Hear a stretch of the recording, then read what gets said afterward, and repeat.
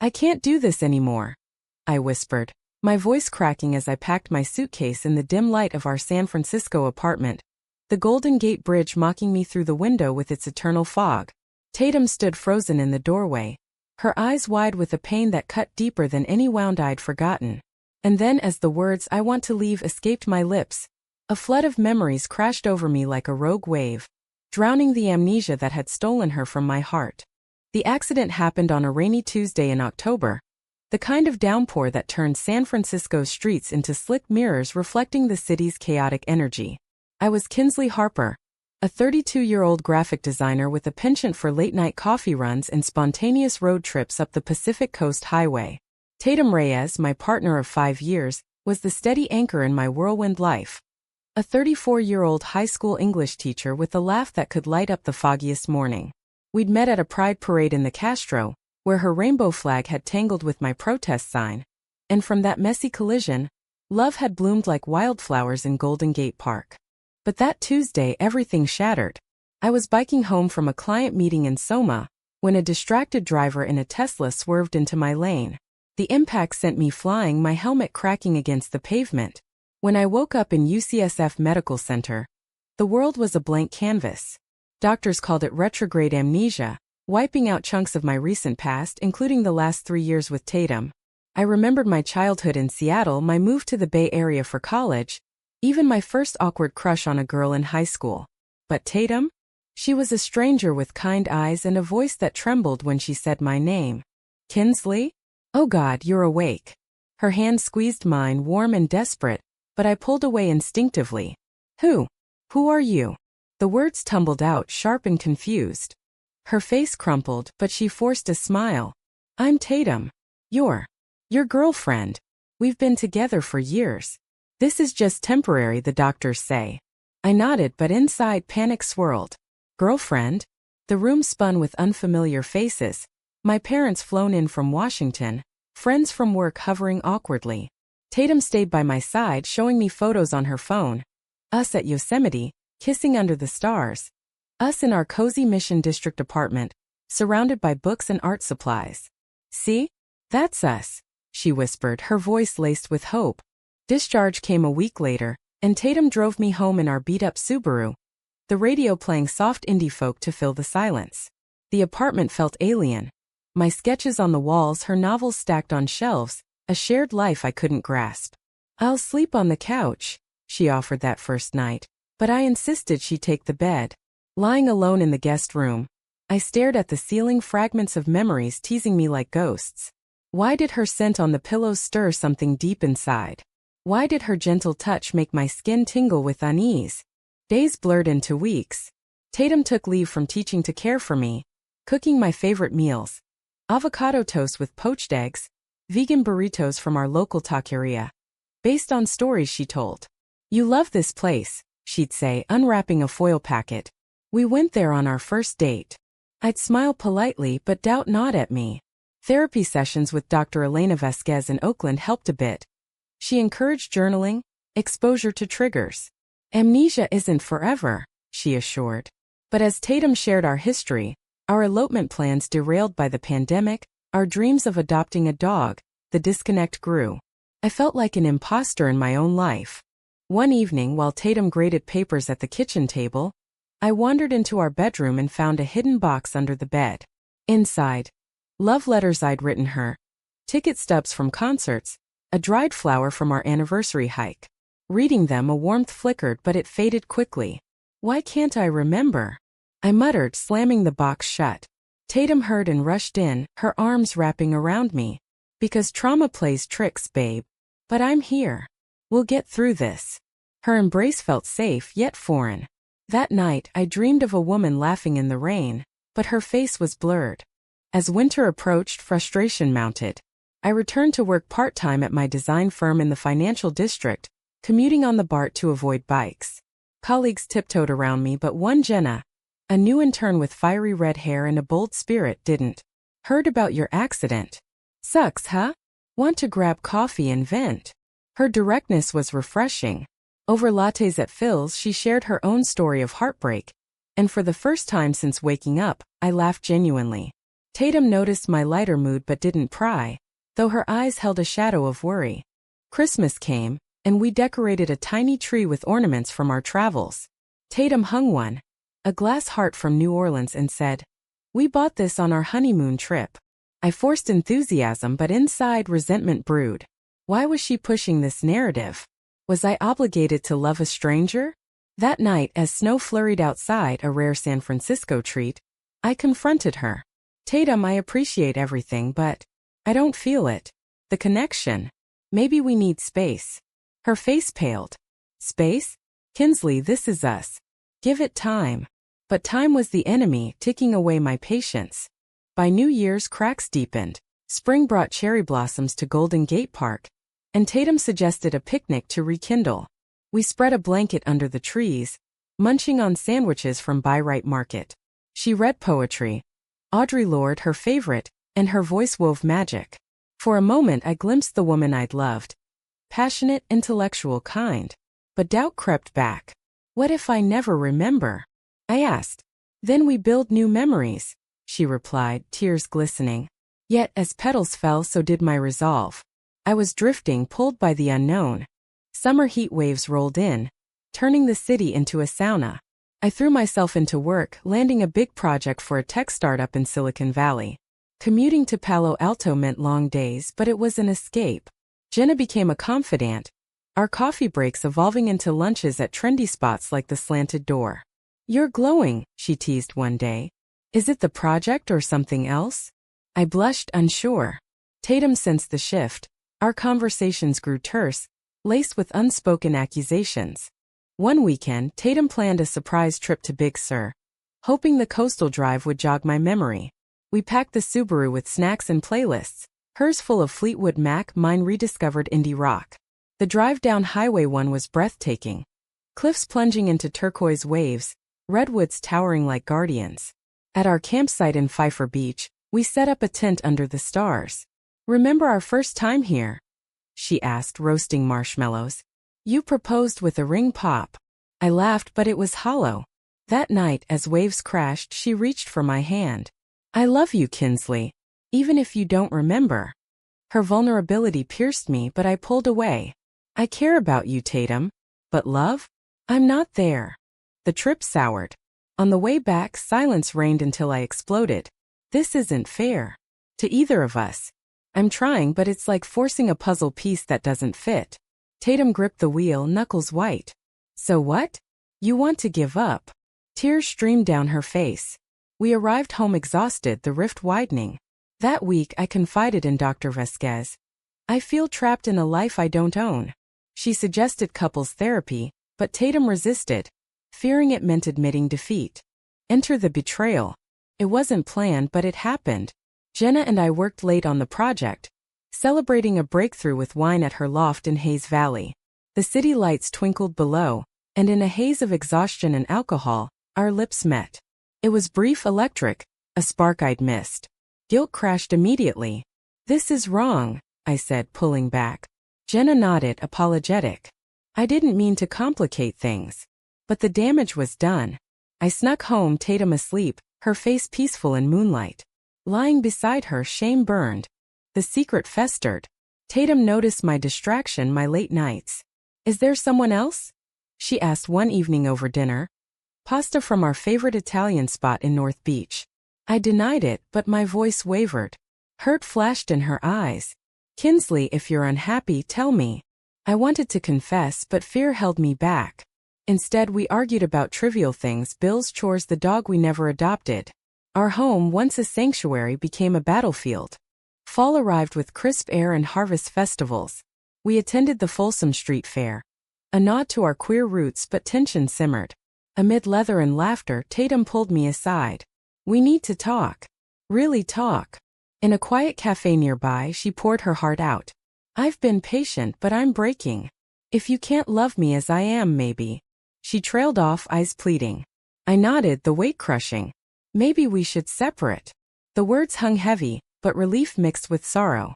Post-confession, the apartment echoed with emptiness. I slept on the couch, job hunting for a new place. Jenna backed off, respecting boundaries, but the kiss haunted me. One night, rummaging for documents, I found an old journal, mine from before the accident.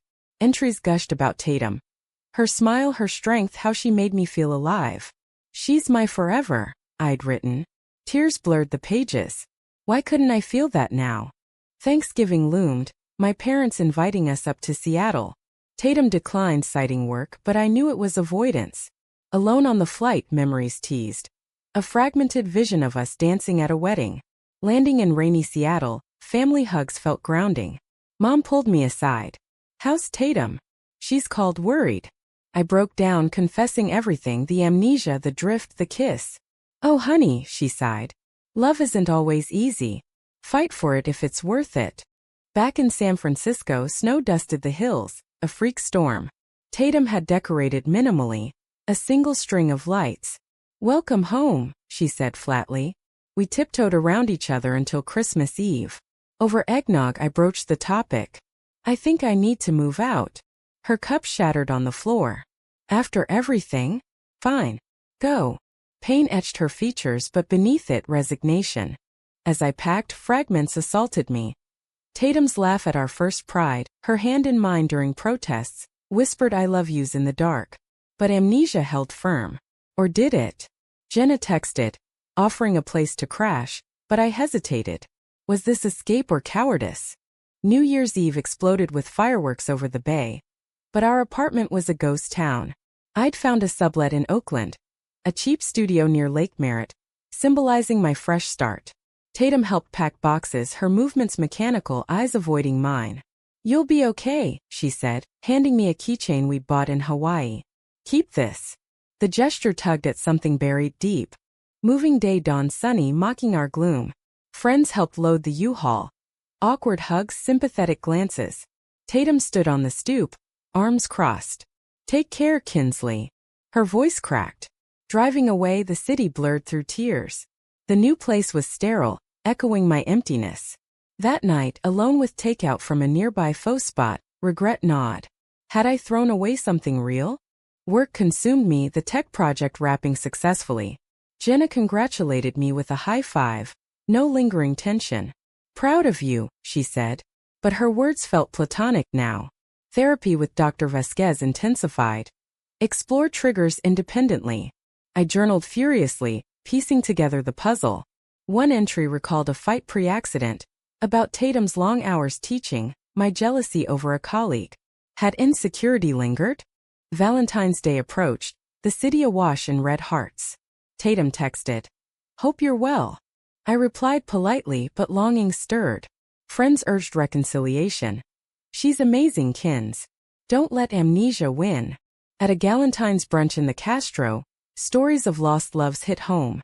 That evening, I drove to our old apartment, now hers, parking outside like a stalker. Lights on, shadows moving. Was she alone? Spring rains returned, mirroring my mood. A breakthrough came during a solo hike in Muir Woods. Amid ancient redwoods, a scent, eucalyptus, unlocked a memory. Tatum and I picnicking here, confessing fears. "I'm scared of losing you," she'd said. Tears flowed as fragments coalesced. Our first kiss, lazy Sundays in bed reading the New York Times, fights resolved with apologies and makeup ice cream. Elated, I called Dr. Vasquez. "It's coming back." She cautioned patience. But doubt crept. Had my betrayal ruined us? Tatum deserved truth. I texted her. "Can we meet? Coffee." She agreed, neutral spot, blue bottle in the ferry building. We sat by the bay windows, ferries chugging past. Tatum looked tired but beautiful, her hair in a messy bun. "What's up?" she asked warily. I confessed everything. The kiss with Jenna, my confusion, the returning memories. "I was lost, Tatum.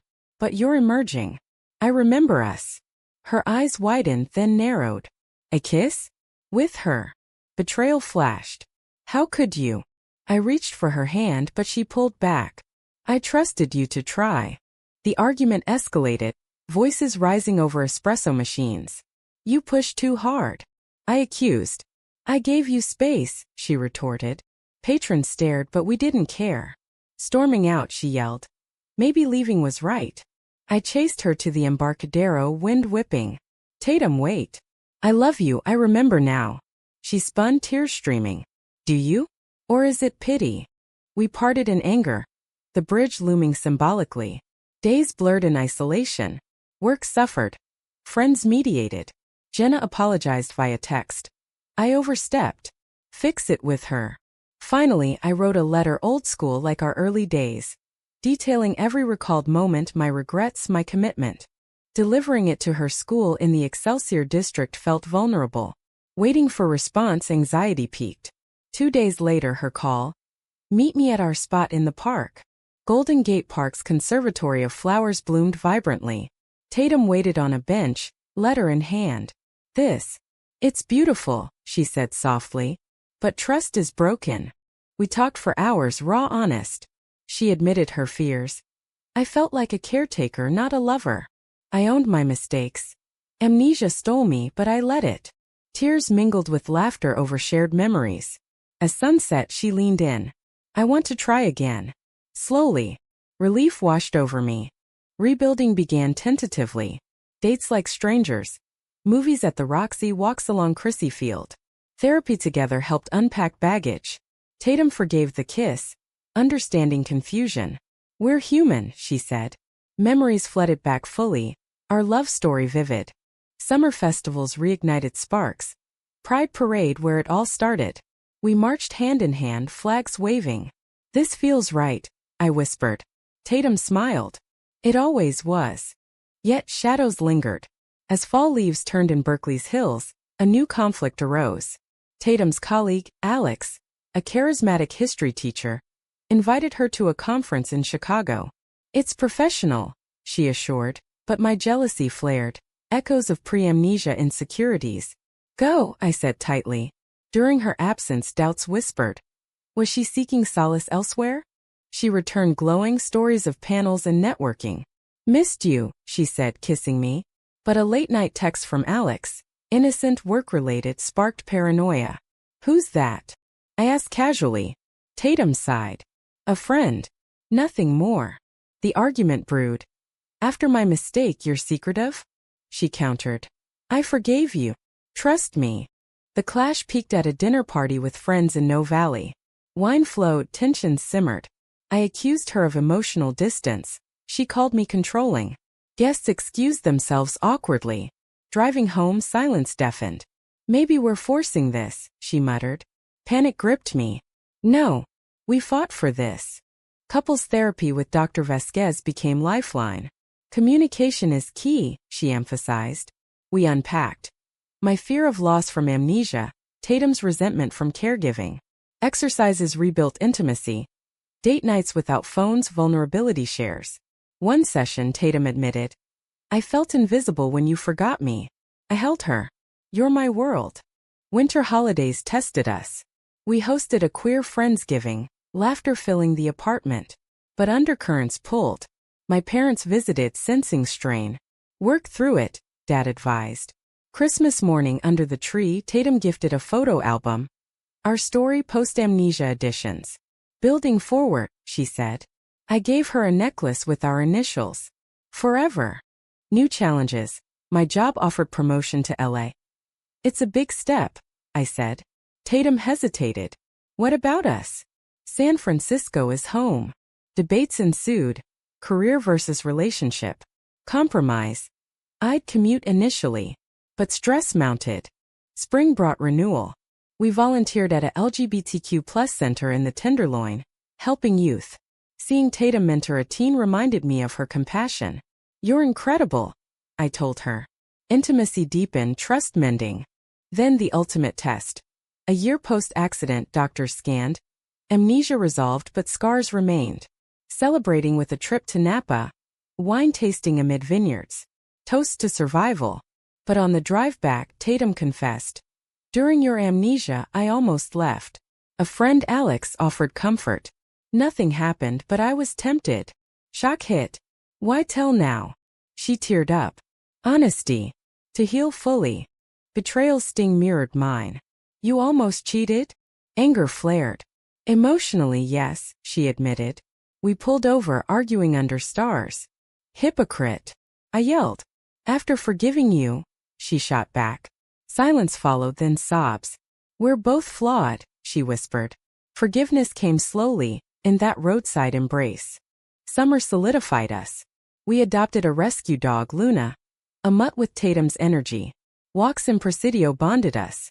Pride Month we renewed vows informally at City Hall, surrounded by friends. Through amnesia and all, I vowed. Tatum smiled. Till memories fade again and beyond. As autumn painted the bay in golds, life stabilized. My LA promotion meant bi-weekly trips, but FaceTime bridged gaps. Tatum's teaching inspired her to write a book. Essays on queer love and loss. Inspired by us, she said. I designed the cover, collaboration reigniting passion.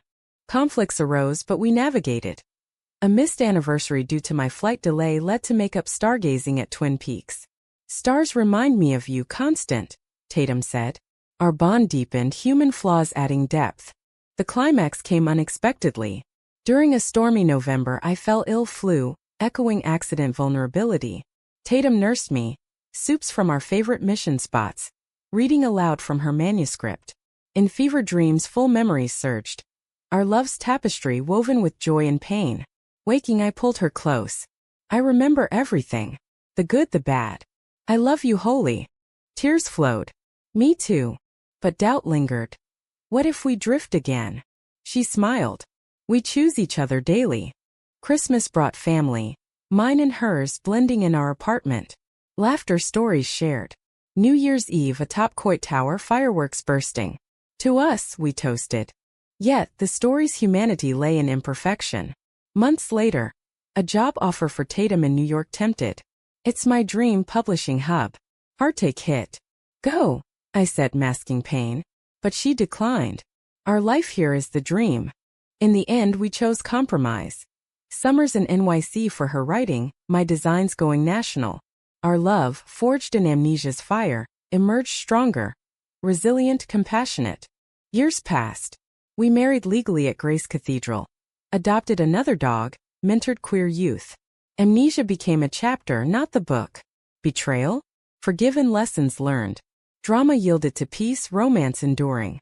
On our 10th anniversary atop the bridge where memories returned, I whispered. Amnesia made me forget, but leaving brought you back. Tatum kissed me. And I'll never let you go. In America's melting pot, our story echoed millions. Love triumphs through trials, human hearts prevailing.